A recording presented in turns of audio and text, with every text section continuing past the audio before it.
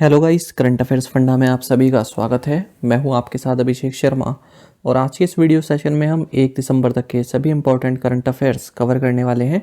हमेशा की तरह आप इस वीडियो को अंत तक जरूर देखिएगा। आज भी आपको काफ़ी कुछ जानने के लिए मिलेगा। साथ ही गाइस, इस सेशन को शुरू करने से पहले आप सभी को बताना चाहूँगा, यदि आप हमारे daily current affairs PDF, weekly PDF और मंथली PDF चाहते हैं तो इस वीडियो के फर्स्ट कमेंट में या फिर डिस्क्रिप्शन में दिए गए लिंक पर क्लिक करके पा सकते हैं। साथ ही आप गूगल प्ले स्टोर से करंट अफेयर्स फंड ऐप को भी इंस्टॉल कर लीजिए, क्योंकि जो भी हमारा PDF मटेरियल है जिसमें आपको करंट अफेयर्स के साथ साथ स्टैटिक चीज़ें भी प्रोवाइड कराते हैं, ये सभी मटेरियल आपको हमारी करंट अफेयर्स फंड ऐप पर ही उपलब्ध हो पाएगा। हमारे PDF कोर्स संबंधित आपका कोई भी डाउट है, कुछ भी आप पूछना चाहते हैं तो कॉमेंट बॉक्स में ज़रूर लिखिएगा। तो चलिए फिर करते हैं शुरुआत इस वीडियो सेशन की। सबसे पहले आज का क्वेश्चन देख लेते हैं। इसका आंसर आपको कमेंट बॉक्स में करना है। The race of my life is the autobiography of which person. The race of my life किस व्यक्ति की आत्मकथा है? ऑप्शंस आपके सामने है। सानिया मिर्जा, मिल्खा सिंह, युवराज सिंह या फिर सचिन तेंदुलकर। तो जल्दी से आप आंसर कर दीजिए, फिर आगे बढ़ेंगे।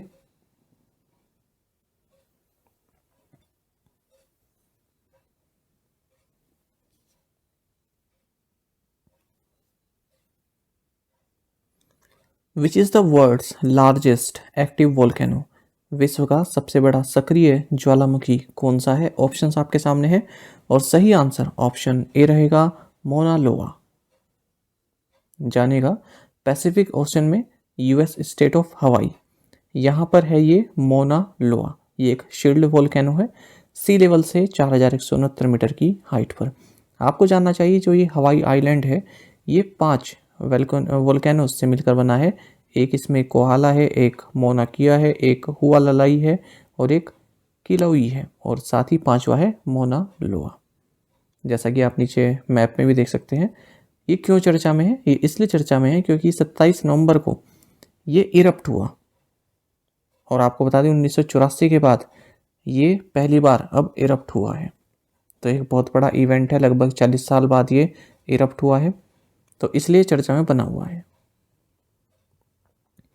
What is the theme for the world AIDS day 2022? विश्व एड्स दिवस 2022 की थीम क्या है? ऑप्शंस आपके सामने है। सही आंसर ऑप्शन ए रहेगा, इक्वलाइज। आपको जानना चाहिए, हर साल 1 दिसंबर को वर्ल्ड एड्स डे मनाया जाता है, और अगस्त 1988 में सबसे पहले जेम्स W. बर्न और थॉमस नेटर ने इस डे को 1 दिसंबर को वर्ल्ड एड्स डे डेजिग्नेट किया था। आपको जानना चाहिए, साल 2022 में वर्ल्ड एड्स डे का थीम है equalise. Who took the oath of office and secrecy as union public service commission member? संघ लोक सेवा आयोग यानी कि UPSC के सदस्य के रूप में कार्यालय और गोपनीयता की शपथ किसने ली है? ऑप्शंस आपके सामने है। सही आंसर ऑप्शन ए रहेगा, प्रीति सूडान। आपको जानना चाहिए, फॉर्मर हेल्थ सेक्रेटरी प्रीति सूडान, ये UPSC यानी कि यूनियन पब्लिक सर्विस कमीशन, इसकी नई मेंबर बनाई गई हैं, और UPSC के जो चेयरमैन हैं डॉक्टर मनोज सोनी, इन्होंने मिसेस सूडान को ये शपथ दिलाई है। आपको जानना चाहिए, जो प्रीति सूडान है ये department of food and public distribution में सेक्रेटरी के तौर पर कार्य कर चुकी हैं। विमेन एंड चाइल्ड डेवलपमेंट में, साथ साथ डिफेंस मिनिस्ट्री में भी सेक्रेटरी के तौर पर ये कार्य कर चुकी हैं, और ये वर्ल्ड बैंक में कंसल्टेंट के तौर पर भी कार्यरत रह चुकी हैं। सबसे महत्वपूर्ण आपको ये जानना चाहिए कि जो UPSC है इसके फर्स्ट चेयरमैन का नाम है रोज बार्कर। 1926 में UPSC की जब स्थापना हुई थी तब रोज बार्कर इसके चेयरमैन थे। लेकिन अगर हम बात करें पहले इंडियन चेयरमैन की UPSC के, तो ये HK कृपलानी है। और यदि हम बात करें UPSC की फर्स्ट फीमेल चेयरमैन की या चेयरपर्सन की, तो ये है रोज मिलियन बैथ्यू। तो ये एग्जाम आपके फैक्ट आपके एग्जाम्स में पूछ ले जाते हैं। Which state celebrates hornbill festival from 1 to 10 of December? 1 दिसंबर से 10 दिसंबर तक कौन सा राज्य हॉर्नबिल महोत्सव मनाता है? ऑप्शंस आपके सामने है। सही आंसर ऑप्शन सी रहेगा, नागालैंड। बहुत फेमस फेस्टिवल है, एग्जाम का फेवरेट टॉपिक है, पूछ लिया जाता है। आपको जानना चाहिए, नागालैंड 23वां हॉर्नबिल फेस्टिवल 2022 मनाने जा रहा है 1 से 10 दिसंबर के बीच में, 10 दिन ये चलता है। किस जगह? किसामा, ये एक विलेज है यहाँ पर। देखिए आजकल जो एसएससी हो गया या फिर और एग्जाम्स जो हो गए, इनमें जो फेस्टिवल्स आ रहे हैं ना, तो थोड़ा डीप में पूछ रहे हैं, केवल नाम और स्टेट नहीं, वो किस जगह मनाया जा रहा है, किसी विलेज में या किस डिस्ट्रिक्ट में, या फिर अगर कोई आपसे टेम्पल पूछ रहे हैं तो ये नहीं पूछ रहे कि ये कहाँ पर स्थित है, ये पूछ रहे हैं कि किस सेंचुरी का है। इस तरह से पूछ लेते हैं। और आपको जानना चाहिए जो ये हॉर्नबिल फेस्टिवल होने जा रहा है 1 से 10 दिसंबर के बीच में, इसमें चीफ गेस्ट हमारे वाइस प्रेसिडेंट जगदीप धनखड़ रहने वाले हैं। आपको जानना चाहिए फेस्टिवल इंडियन हॉर्नबिल के नाम पर इसका नाम रखा गया है। इंडियन हॉर्नबिल क्या है? ये एक large and colourful forest bird है। नागालैंड की अगर हम बात करते हैं तो नागालैंड की कैपिटल कोहिमा है। चीफ मिनिस्टर नेपियो रियो हैं। गवर्नर जगदीश मुखी हैं जो कि एडिशनल चार्ज यहाँ पर निभा रहे हैं। यहाँ की ट्राइब्स काफ़ी महत्वपूर्ण हो जाती है आपके एग्जाम पॉइंट ऑफ व्यू से। अंगामी, ओ और चाकेसांग, चांग, दिमासा, कचारी, खियामिन्युंगान, कोनियाक, कुकी, लोथा, फोम, पोचुरी, रेंगमा, संगतम, सुमी, तिकिर, यिमग्युआंग, जेलियांग, ये सभी महत्वपूर्ण ट्राइब्स हैं नागालैंड से संबंधित। The RBI announced the launch of the first pilot for the retail digital rupee on 1st December 2022. How many banks have been identified for phase-wise participation in this pilot project?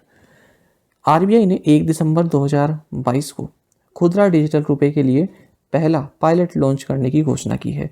यह pilot में चरणबद्ध भागीदारी के लिए कितने बैंकों की पहचान की गई है? इस पायलट में चरणबद्ध भागीदारी के लिए कितने बैंकों की पहचान की गई है? ऑप्शंस आपके सामने है। सही आंसर ऑप्शन सी है, 8।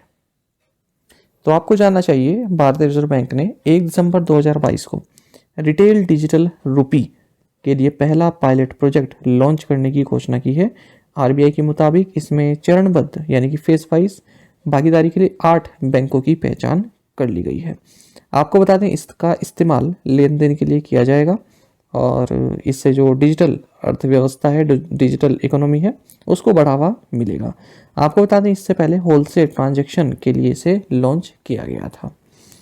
पहले चरण की शुरुआत देश भर के 4 शहरों में state bank of India, ICICI bank, yes bank और आईडीएफसी फर्स्ट बैंक सहित 4 बैंकों से होगी। वहीं जो बैंक ऑफ बड़ौदा है, यूनियन बैंक ऑफ इंडिया है, एचडीएफसी बैंक है और कोटक महिंद्रा बैंक सहित इन 4 बैंकों के साथ जो है बाद में इस पायलट प्रोजेक्ट में शामिल होंगे। जो ये 4 बैंक है ना, ये तो बाद में शामिल होंगे। अभी कौन से शामिल हो रहे हैं? जो ऊपर वाले हैं। तो टोटल 8 जो बैंक्स हैं वो फेस वाइज इसमें पार्टिसिपेट करने जा रहे हैं। आपको बता दें शुरू में मुंबई, नई दिल्ली, बेंगलुरु और भुवनेश्वर सहित 4 शहरों को कवर किया जाएगा। बाद में अहमदाबाद, गैंगटोक, गुवाहाटी, हैदराबाद, इंदौर, कोच्चि, लखनऊ, पटना और शिमला तक डिजिटल रुपी विस्तारित होगा। और ज़रूरत के हिसाब से अधिक बैंकों या फिर उपयोगकर्ता और स्थानों को शामिल करने के लिए पायलट प्रोजेक्ट का दायरा धीरे धीरे बढ़ाया जा सकता है।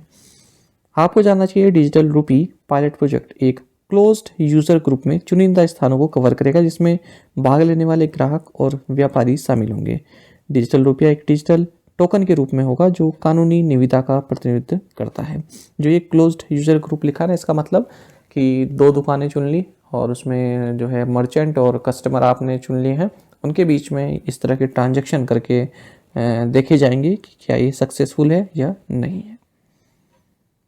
आपको जानना चाहिए कि इसमें जो यूज़र है वो जो पार्टिसिपेटिंग बैंक है उसके द्वारा जो डिजिटल वॉलेट ऑफर किया गया है, तो उसमें जो ई रुपी है उसके थ्रू ट्रांजैक्शन कर सकता है और इस ई डिजिटल रुपी को अपने मोबाइल फ़ोन या डिवाइसेस में सेव भी कर सकता है, स्टोर कर सकता है।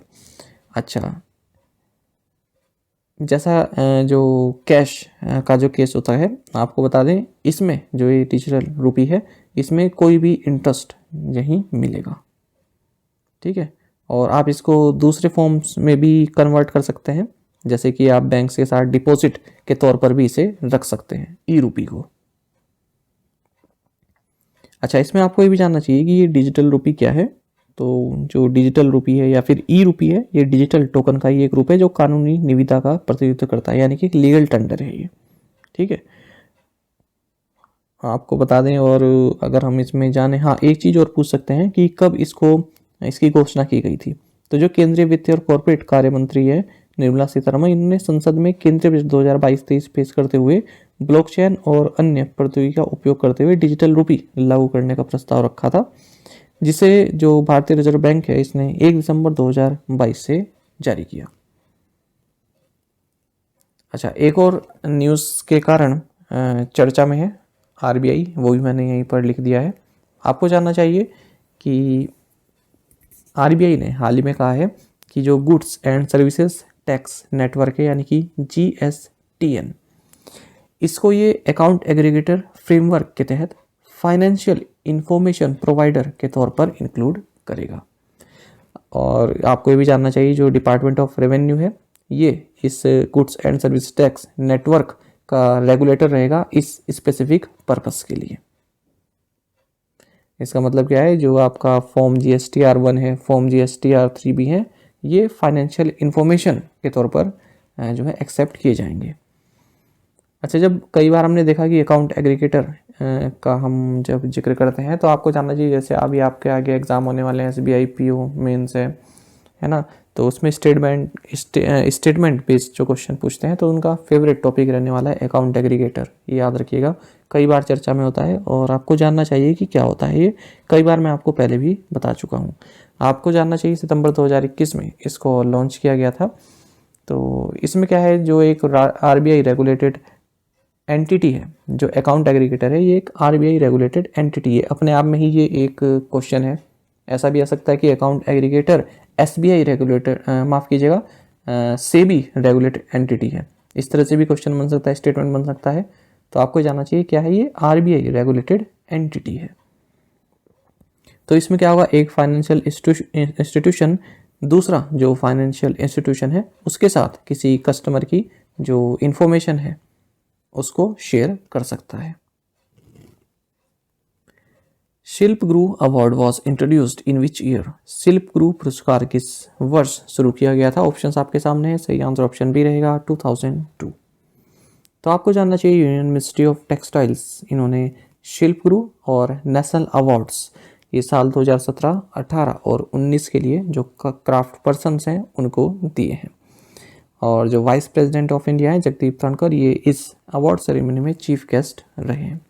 आपको जानना चाहिए 30 शिल्प गुरु अवार्ड्स दिए गए हैं और 78 नेशनल अवार्ड्स दिए गए हैं 2017, 18 और 19 के लिए। और इनमें जो है 36 महिलाएं हैं जिनको अवार्ड दिए गए हैं। आपको जानना चाहिए जो office of the development commissioner handicrafts हैं, ये इन जो नेशनल अवार्ड्स हैं इनको इम्प्लीमेंट कर रहा है 1965 से। और शिल्प गुरु अवार्ड्स सबसे पहले साल 2002 में इंट्रोड्यूस किए गए थे। यही हमारा क्वेश्चन था। आपको जानना चाहिए शिल्प गुरु अवार्ड में गोल्ड कॉइन मिलता है, 2 लाख रुपीस का प्राइस मिलता है, प्राइस मनी, और ताम्रपत्र, शॉल और सर्टिफिकेट दिया जाता है। वहीं नेशनल अवार्ड में 1 लाख रुपये, ताम्रपत्र, शॉल और सर्टिफिकेट दिया जाता है।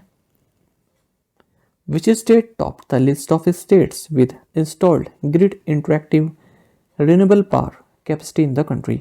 देश में स्थापित ग्रिड इंटरैक्टिव अक्षय ऊर्जा क्षमता वाले राज्यों की सूची में कौन सा राज्य शीर्ष पर स्थित है? ऑप्शंस आपके सामने है, सही आंसर ऑप्शन सी रहेगा, कर्नाटक। तो आपको जानना चाहिए रिजर्व बैंक ऑफ इंडिया ने एक हैंडबुक ऑफ स्टैटिस्टिक्स रिलीज की है।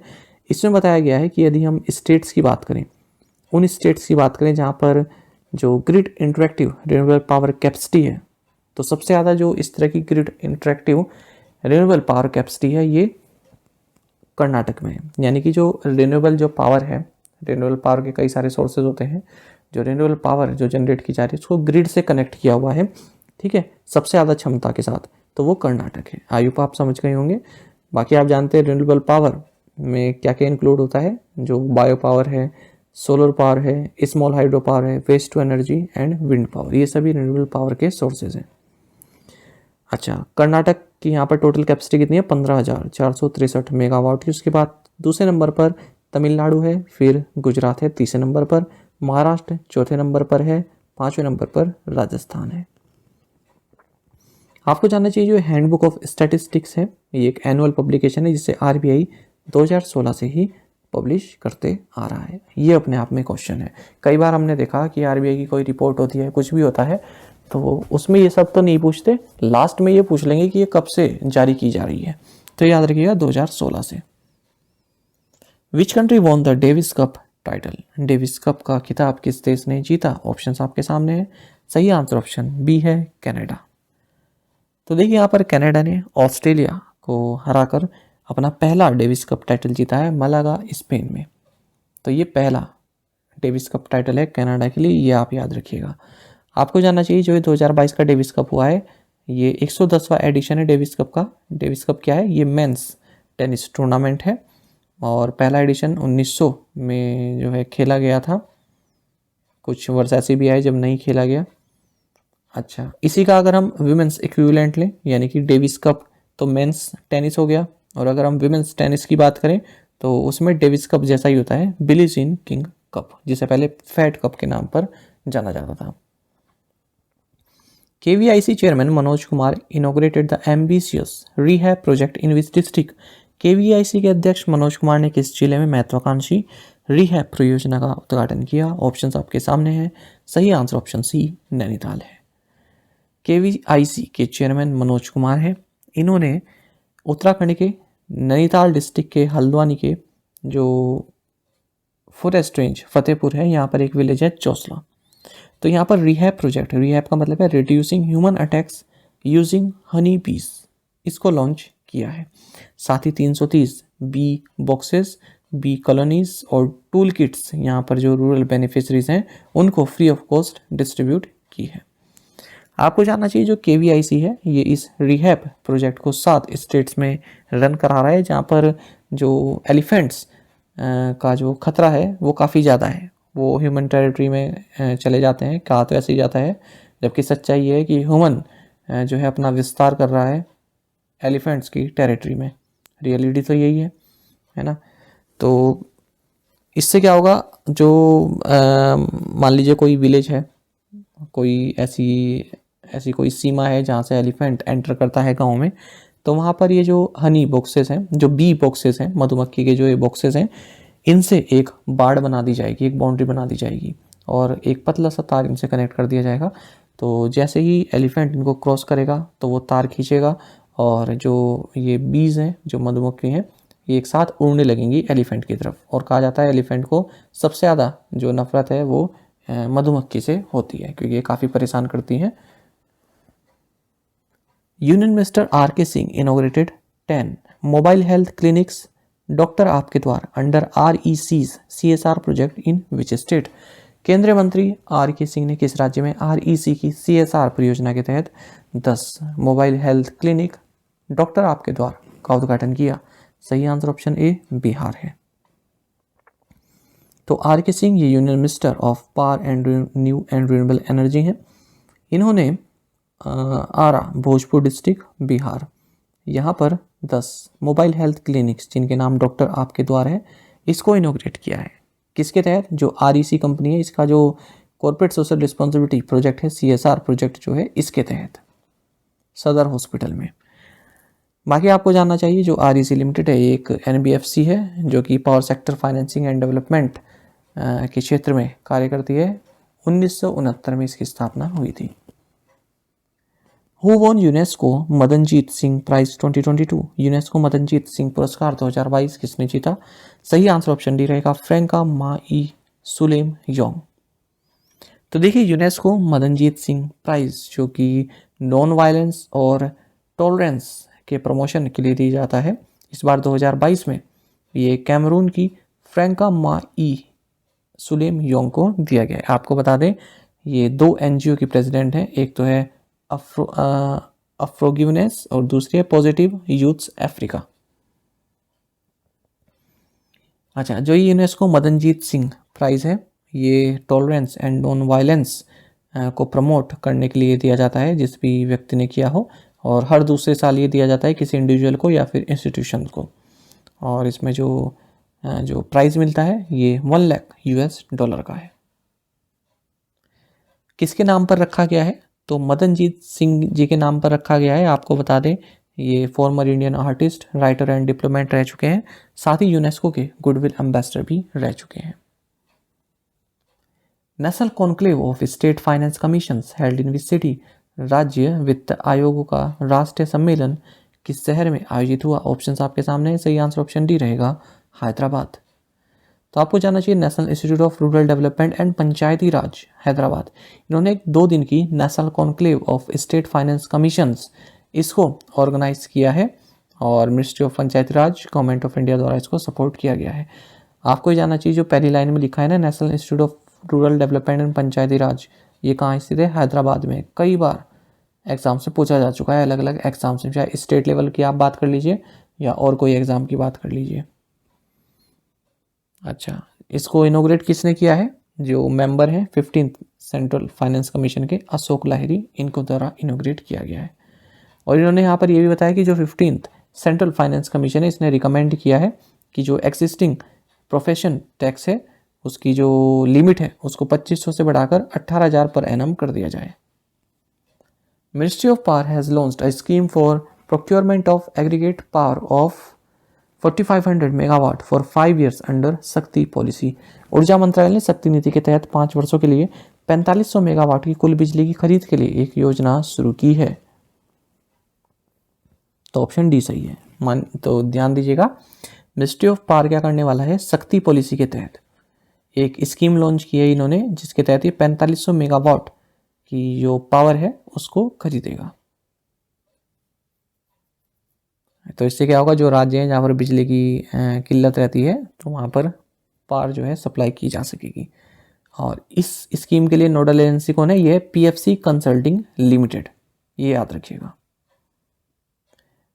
तो इस स्कीम के तहत जो पीएफसी कंसल्टिंग लिमिटेड है, इसने 4500 मेगावाट की पावर सप्लाई के लिए बिड्स इनवाइट की है। और जो इलेक्ट्रिसिटी है ये अप्रैल 2023 से सप्लाई करनी शुरू कर दी जाएगी। मिनिस्ट्री ऑफ कोल ने भी यहाँ पर जो है रिक्वेस्ट की है 27 MTPA कोल के लिए। मतलब मिनिस्ट्री ऑफ कोल को रिक्वेस्ट की गई है सरकार द्वारा कि आप 27 MTPA जो कोल है वो आप एलोकेट करें। Which film won the 53 hour challenge for 75 creative minds? किस फिल्म ने 53 आवर चैलेंज फॉर 75 या 75 क्रिएटिव माइंड्स जीता है?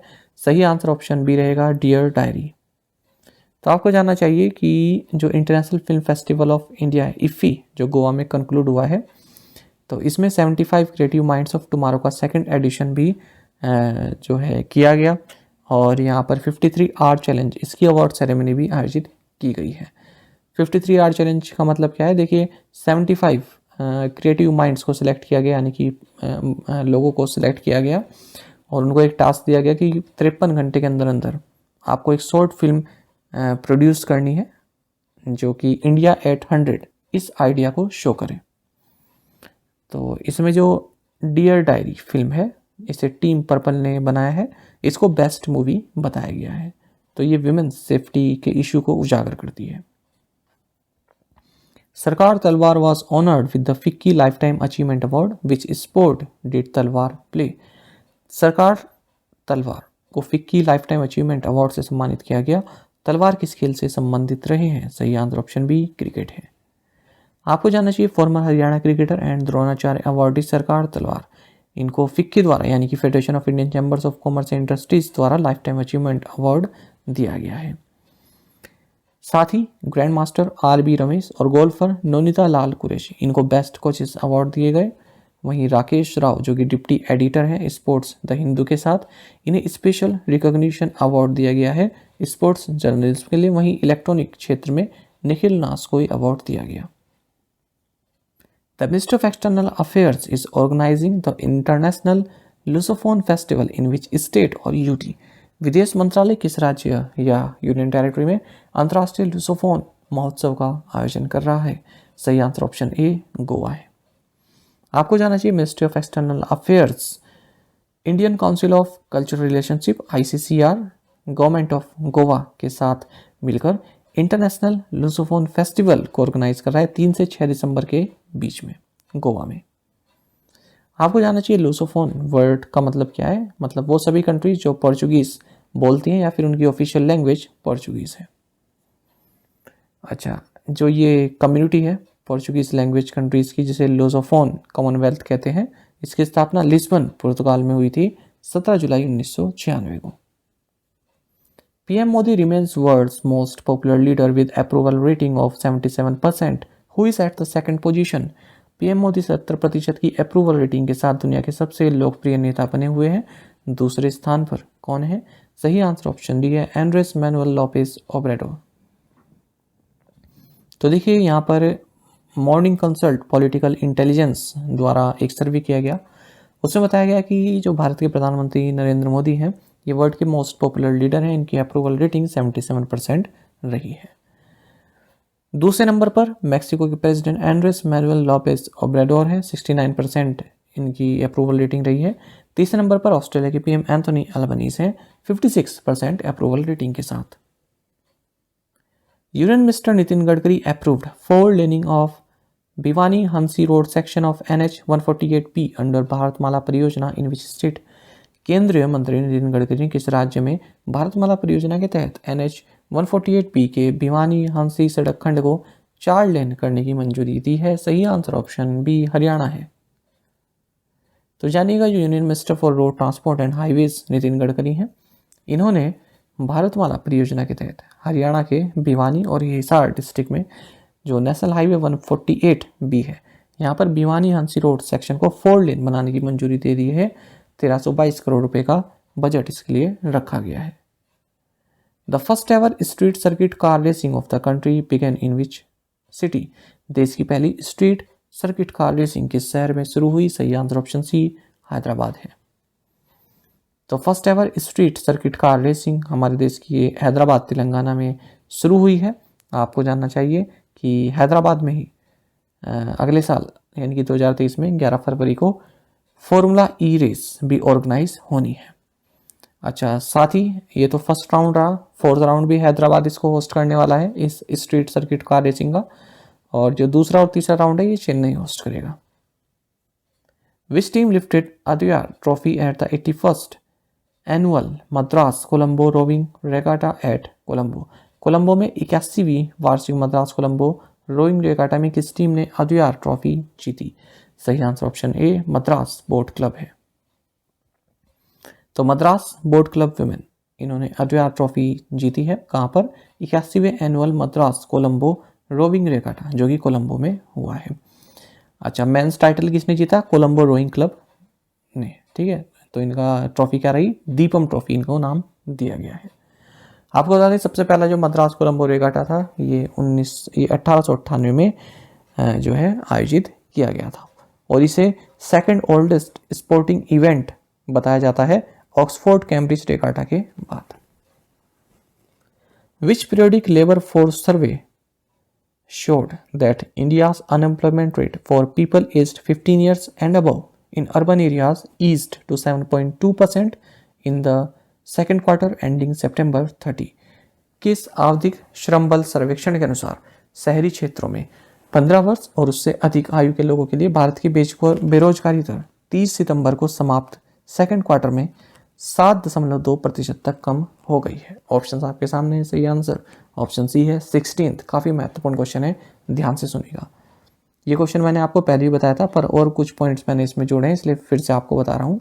देखिए, जो इंडिया का अनएम्प्लॉयमेंट रेट है 15 साल या उससे ऊपर के लोगों के लिए अर्बन एरियाज़ में, ये 7.2% रहा है, जो हमारा 30 सितंबर को सेकंड क्वार्टर समाप्त हुआ इस डेट तक। और सेम पीरियड अगर हम पिछले साल की बात करें, उस वक्त 9.8% था ये अनएम्प्लॉयमेंट रेट, और इस बार कितना है? 7.2%। तो यहाँ पर नेशनल स्टैटिस्टिकल ऑफिस का 16th पीरियोडिक लेबर फोर्स सर्वे जारी किया गया है, उसमें ये बात बताई गई है। साथ ही बताया गया है जो अनएम्प्लॉयमेंट रेट है फीमेल्स के लिए 15 साल या उससे ऊपर की जो फीमेल्स हैं अर्बन एरियाज में, ये 9.4% रहा जुलाई से सितंबर तक, और पिछले साल कितना रहा था इसी पीरियड के लिए? 11.6%, और इस साल अप्रैल से जून में कितना था? 9.5%। सेम अगर हम मेल्स के लिए बात करें तो 6.6% रहा है इसी पीरियड के लिए, और अप्रैल से जून के लिए ये 7.1% था। आपको जानना चाहिए जो अनएम्प्लॉयमेंट रेट है 15 साल या उससे ऊपर के लोगों के लिए अप्रैल से जून 2022 तक ये 7.6% था अर्बन एरियाज़ में। अच्छा, जो NSO है इसने जो पीरियडिक लेबर फोर्स सर्वे है ये अप्रैल 2017 में सबसे पहले जारी करना शुरू किया था और इसमें जो है कई सारे इंडिकेटर्स होते हैं जैसे unemployment rate, worker population ratio WPR, labour force participation rate, distribution of workers by broad status in employment and industry of work in CWS current weekly status। साथ ही आपको जानना चाहिए वर्कर पॉपुलेशन रेशो है urban areas में 15 साल या उससे ऊपर के लोगों के लिए ये 44.5% है जुलाई से सितंबर 2022 तक के लिए। यही चीज अप्रैल से जून 2022 तक 43.9% रही। साथ ही इसमें बताया गया है कि 8.5 मिलियन पेड पोजीशंस ऐड की गई हैं सितंबर से अक्टूबर 2022 के बीच में, जिसके साथ ही जो सैलरीड वर्कर्स हैं हमारे देश में ये 85 to 86 मिलियन हो गए हैं। साथ ही ये बताया गया कि 2.14 million urban paid employment add किया गया सितंबर 2022 में और 2.26 मिलियन ऐड किए गए अक्टूबर में, यानी कि टोटल पिछले 2 महीनों में 4.4 मिलियन ऐड किए गए हैं। प्रीवियस असाइनमेंट क्वेश्चंस के आंसर हम देखने वाले हैं। Bagta Parv is celebrated in which state? Jharkhand. The president of India Draupadi Murmu graced the 18th convocation of which NIT? Answer is NIT Kurukshetra. यहाँ पर इन्होंने इंटरनेशनल गीता फेस्टिवल में भी पार्टिसिपेट किया है। Government has extended the term of Vinay Kwatra as foreign secretary up to 30th April 2024। Which state has approve temporary shelters for Kuki Chin Mizo refugees? ये Christian है from Bangladesh who entered India? Answer is Mizoram। India's milk production has registered a monumental growth in the last 8 years as it has increased by 83 million tons। Rabi area coverage in the country so far has increased by over 24 lakh hectares over last years। As of 25th of this November, total area shown under RBI crops reported was 358.59 lakh. और आप में से कई students ने बिल्कुल सही answer दिया है। इसी तरह से आप पार्टिसिपेट करते रहिए। चलिए आज के असाइनमेंट क्वेश्चन देखेंगे। Yaounde is the capital city of which country? Who took over as the president of cricket association of Bengal? 22nd meeting of the Indian Ocean rim association was held in which city? Which 2 Indian cricketers were named the most valuable team of the ICC T20 world cup 2022? ठीक है, जो ये team जारी की गई थी इसमें कौन 2 इंडियन क्रिकेटर भी शामिल थे? Which country has launched its Indo Pacific strategy outlining $1.7 billion in spending to boost military and cyber security in the region? Which country is the current chair of the Indian Ocean Commission and the Indian Ocean naval symposium? The board of control for cricket in Asia in India यानी कि BCCI has dissolved the 4-member national selection committee headed by which person? तो इन 7 questions के answer आप comment box में जरूर दीजिएगा। यदि आपको एक क्वेश्चन का आंसर भी आता है तो वो भी आप कमेंट बॉक्स में बता सकते हैं। साथ ही इस करंट अफेयर्स फंडा को आप टेलीग्राम पर भी ज्वाइन कर सकते हैं। यहाँ पर रेगुलर वीडियो अपडेट्स और करंट क्विज हम आप सभी के लिए डालते रहते हैं। साथ ही डिस्कशन ग्रुप में आप किसी भी क्वेश्चन का सोल्यूशन पा सकते हैं। दोस्तों, यहाँ पर हमारे करंट अफेयर्स की प्लेलिस्ट दी गई है, इसको आप जरूर देखें। अपने दोस्तों के साथ, फेलो एस्पिरेंट साथ हमारे करंट अफेयर्स को शेयर जरूर करें। आज का ये सेशन आपको कैसा लगा कमेंट बॉक्स में जरूर बताइएगा। Thank you guys.